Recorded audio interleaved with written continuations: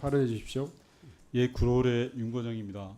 존경하는 서범수 간사님께서 이러저러한 이야기를 해주셨습니다. 그렇습니다. 정부조직법에 대해서 여야 간의 입장이 다르고 생각하는 바가 다를 수 있습니다. 국민의힘은 검찰개혁이 필요 없다라고 생각하실 수 있죠. 당연히. 그 생각을 타박하고자 하는 게 아닙니다. 하지만 제가 말씀드리려고 하는 건 이재명 정부 출범 100일이 지났습니다. 그럼 정권이 출범했으면 제대로 일할 수 있게 만들어주는 게 국회가 해야 될 일이 아닌가 묻습니다. 출범 100일 동안 제대로 된 조직을 갖추지 못해 일을 못한다면 그 국가는 오로지 국민에게 다 돌아갈 것입니다.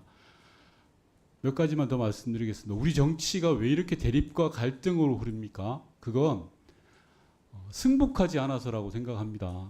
대통령 선거 끝난 지 한참 되지 않았습니까? 그러면 지금 정부 이재명 정부입니다. 이재명 정부가 제대로 일할 수 있도록 승복하고 협조하는 게 필요하지 않습니까? 무조건 발목 잡거나 해서는 안 돼. 이거 해야 돼. 라는 식으로 접근해서 대한민국이 뭐가 이득이 되겠습니까? 대한민국 전체를 생각했으면 좋겠다는 생각이 들고요.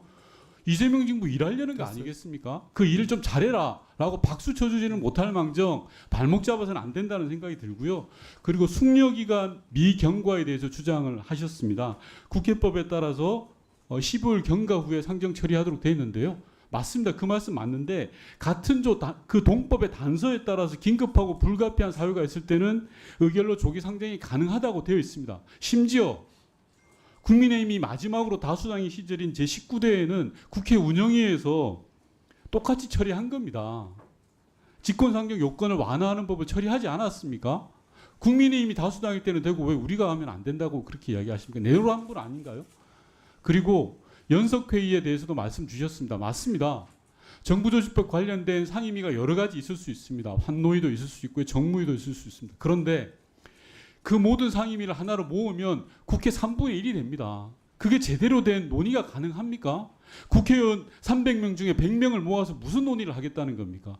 그 저희가 의심스러울 수밖에 없는 거 아니겠습니까?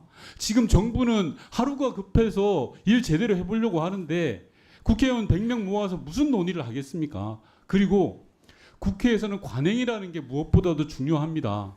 여지껏 정부조직법을 개편할 때 단 한 번도 연석회의를 거쳐간 법이 없었습니다. 제가 알기로는. 그리고 정부조직법과 관련돼서는 행안위 차원에서 논의로 다 처리했던 게 국회 관행이었습니다. 그런데 왜 유독 이재명 정부 조직법만 국민의힘은 연석회의를 주장하십니까? 그것도 있을 수 없는 일 아니겠습니까? 특히나 행안위에서는 법안 소위라는 절차가 있지 않습니까? 법안 소위를 할 때 소위 심사 시 관계 기관에 차관들이 들어옵니다. 그럼 그 차관들을 대상으로 해서 법안에 문제가 있으면 따지면 되지요. 그런데 왜 연석회의를 해서 시간을 끌려고 합니까?